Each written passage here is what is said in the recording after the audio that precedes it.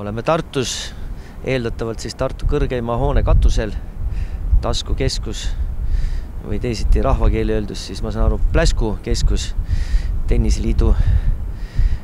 esindajatena ja mille puhul, väga lihtsal puhul, kuna Tartus toimub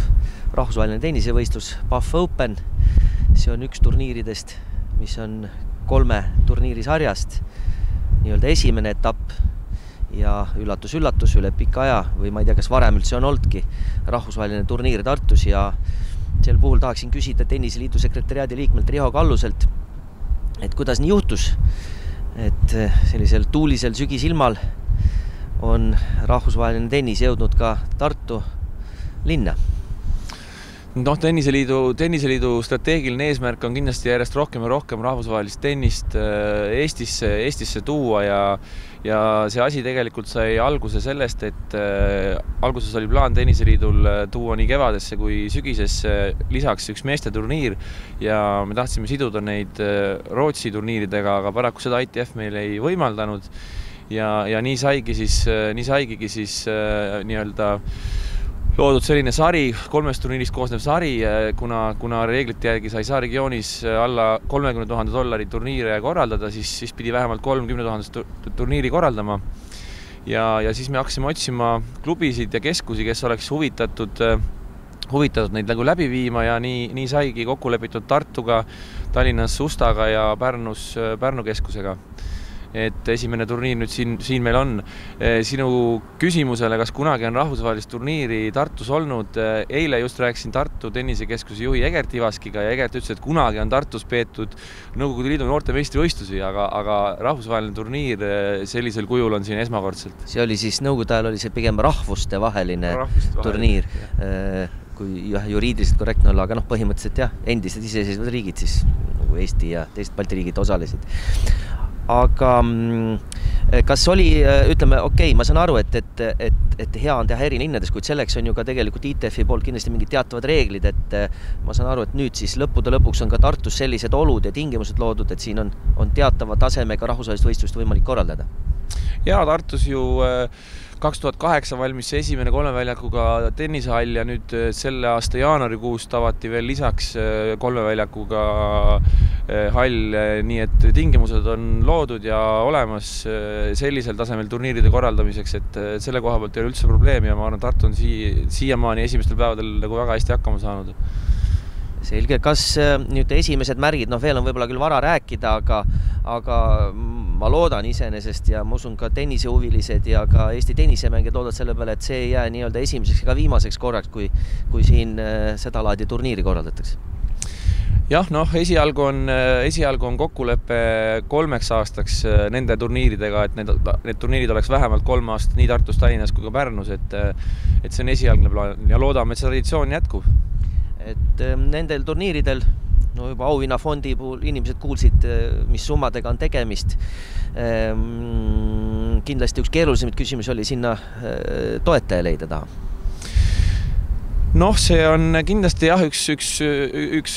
suur küsimus alati, aga ütleme nii, et tenniseliidu ja klubide koostöös on need turniirid nüüd teoks saanud ja see on minu arust väga positiivne, et mõlema poole pealt tegeletakse sellega ja kõik on sellest nagu huvitatud, et PAF Open jah, nii-öelda nimi ütleb ka seda, et PAF on siis põhiline peasponsor nendel turniiridel ja tenniseliidul õnnestus PAF-iga selline koostöö kokkuleppe sõlmida. Ja lootust on, et koostöö PAF-iga jätkub ka edaspidi, tihe koostöö. Sellega ma arvan, et esialgu me piirdume siin kahjuks küll sügise jahedases, aga väga kaunis Tartus, aga võib-olla lõpetus siiski veel, et kas on olnud mõne külalismängijaga või siis külaliste esindajaga ka jutt, on juba esimesi mingisuguseid märke või emotsioone või veel on vara sellest rääkida, et kuidas neile see Tartu linn ja ma ei tea, kas nad on jõudnud küll mööda Tartu linna käia ja üldse need olud siin, kas need sobivad? Turniiri ametlik hotell on Torpat siin kesklinnas, siin samas väga soliidne ja korralik koht ja tennisekeskus on väga palju vaeva näinud, on väga korraliku cateringi mängijatele organiseerinud, et mulle tundub, et mängijad on siiamaani väga rahul, ma ei otseselt kellegi käest küsinud, aga tundub, et on kõik okei. No nii nagu ikka, et tundub, et tahtsime piirduda sellega, aga mul tekkis jooksvalt veel üks küsimus, et ühele küsimusele nii-öelda sa jooksvalt ka vastasid, Riho,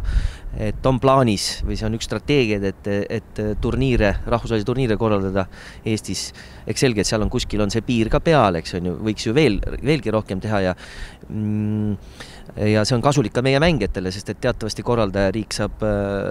teatavaid rohkem kohti turniirile nii-öelda vaba pääsme näol ja kvalifikatsiooni, nii et see on ka hea võimalus ju meie mängijatel ennast proovile panna. Nojah, meie võib-olla ikkagi eesmärk oleks tuua võimalikult just sellisel tasemel turniire, nagu täna need Paf Openid on, et seda kandepinda suurendada, kes rahvusvahelisse tennisesse saaksid lülituda, et kui need mängijad saavad oma esimesed punktid kodus kätte, siis neil tekib võimalus mujal turniiridele peale saada, et see on võib-olla eelkõige number 1 ülesanne, et ütleme, kui me räägime kõrgematest ja suurematest turniiridest, siis nende korraldamise numbrid on eelarveliselt hoopis teised ja